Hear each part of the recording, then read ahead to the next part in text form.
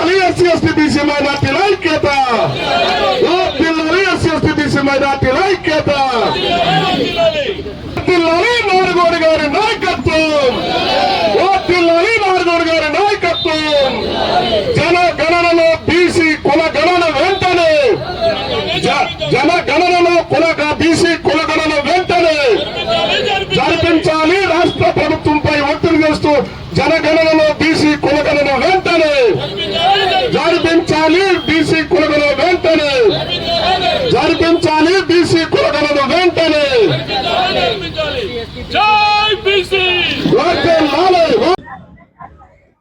ఈరోజు విజయవాడ పట్టణంలో ఆంధ్రప్రదేశ్ కు సంబంధించి ఇక్కడ మహాధర్నా కార్యక్రమాన్ని నిర్వహించడం జరిగింది.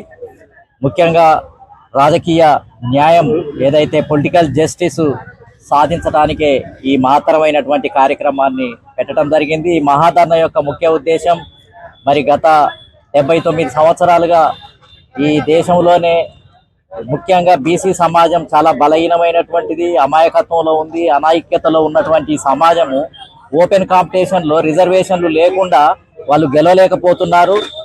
కొన్ని వర్గాలు కొన్ని కులాలే గెలిచి లోక్సభను శాసనసభలను కబ్జా పెట్టినటువంటి పరిస్థితి.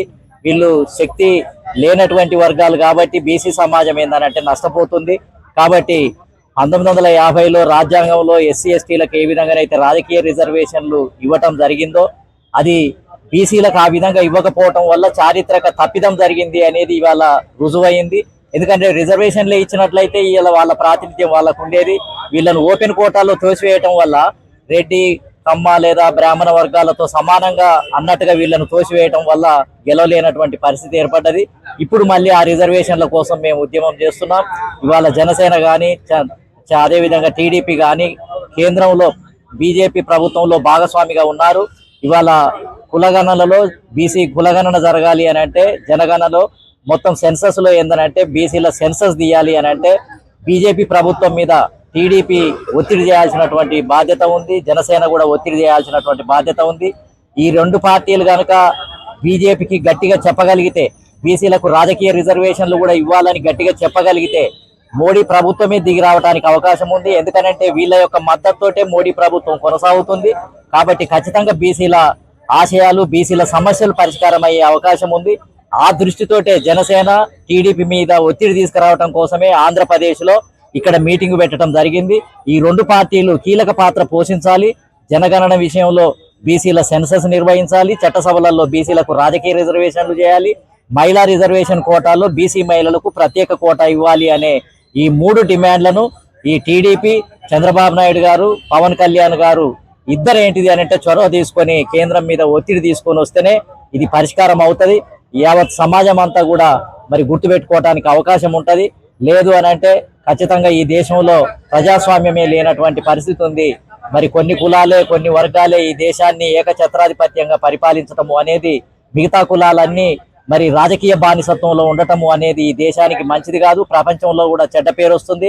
ప్రపంచంలో ఉన్న దేశాలు అందరూ ఏమనుకుంటున్నారంటే భారతదేశంలో అన్ని వర్గాలకు ప్రజాస్వామ్యం ఉందేమో, ఎమ్మెల్యే టికెట్లు ఎంపీ టికెట్లు లభిస్తున్నాయేమో అని వాళ్ళు అనుకుంటున్నారు. కానీ ఇక్కడ డేటా తీస్తే అసలు ఇక్కడ ప్రజాస్వామ్యమే లేదు. ఇక్కడ భారతదేశం ప్రజాస్వామిక దేశం కాదు. కొన్ని వర్గాల కొన్ని కులాల పెత్తనంతో నడుస్తుంది. ఇది సరైనది కాదు. దీన్ని సమన్యాయం చేయడం కోసమే, సమధర్మాన్ని సృష్టించడం కోసమే మేము పొలిటికల్ జస్టిస్ మూవ్మెంట్ను ప్రారంభించాం. త్వరలోనే ఢిల్లీలో కూడా మార్చి 20 తర్వాత ఢిల్లీలో కూడా జంతర్ మంతర్ దగ్గర ఈ డిమాండ్ల మీద మేము పెద్ద ఎత్తున అన్ని రాష్ట్రాల నుంచి మరి పెద్ద ఎత్తున ధర్నా కార్యక్రమాన్ని నిర్వహించడానికి కూడా సిద్ధంగా ఉన్నాం. ఈ రాష్ట్రంలో బీసీలంతా కూడా మేలుకొనాలి, ఓటు బ్యాంకుగా మారాలి, ఐక్యం కావాలి, అన్ని వర్గాలతోటి కలిసి మరి తమ డిమాండ్లను సాధించే దిశగా ముందుకు పోవాలని చెప్పి తెలియజేస్తూ మరి VGR Naragoni, chairman, national political justice front. అందరికీ నమస్తే. నా పేరు దేవి పొట్లూరి, రాజ్యాధికార పార్టీ మహిళా అధ్యక్షులుగా national political justice front Andhra రాష్ట్ర వర్కింగ్ ప్రెసిడెంట్ గా వర్క్ చేస్తున్నాను. ముఖ్యంగా ఈ రోజు బీసీ కులగణనలో జనగణన జరపాలనేది ముఖ్య కాన్సెప్ట్, ప్రధానమైన డిమాండ్. ఫార్మాట్ లో బీసీ కాన్సెప్ట్ తీసేశారు. ఖచ్చితంగా బీసీలకి రాజకీయ రిజర్వేషన్ మీద ఖచ్చితంగా మేము పోరాటం చేయడానికి ముందుకెళ్తా ఉన్నాము. ప్రధానంగా రిజర్వేషన్లలో మహిళా రిజర్వేషన్, సబ్ కోటాలో ఖచ్చితంగా రాజకీయ రిజర్వేషన్ కావాలి. రాజకీయంగా చూసుకున్నప్పుడు ప్రతి ఒక్క పౌరుడికి రాజ్యాంగబద్ధంగా చూసుకున్నప్పుడు సమాన హక్కులు ఉంటాయి, స్వేచ్ఛ ఉంటుంది, సమానత్వం ఉంటుంది, సామ్రాజ్యత్వం ఉంటుంది. కానీ ఇక్కడ ఏ విధంగా కూడా సామాజిక అంశం మీద చూసుకున్నప్పుడు సామాజిక న్యాయం లేదు, రాజకీయ న్యాయం లేదు, స్వేచ్ఛా న్యాయం కూడా లేదు, సమానత్వం లేదు. దాని గురించి ఖచ్చితంగా రాజ్యాధికార పార్టీ నుంచి మేము తెలిపేది ఏంటంటే రాబోయే రోజుల్లో బీసీలకు ఎంతైతే వాటా ఉందో అంత వాటా ప్రకారం రాజకీయ రిజర్వేషన్ రావాలి. ఎస్టీలకు ఎంత ఉందో, ఎస్సీలు ఎంత ఉందో, జనంలో ఎంత మందికి ఎంత వాటా కావాలో అంత వాటా గురించి మేము ముందడుగు వేస్తా ఉన్నాం. ఇది ముందడుగు మాత్రమే. రాష్ట్ర వ్యాప్తంగా రాజ్యాధికార పార్టీ ప్రజల గురించి రాజకీయ రిజర్వేషన్ మీద పోరాటం చేయాలనుకుంటాము.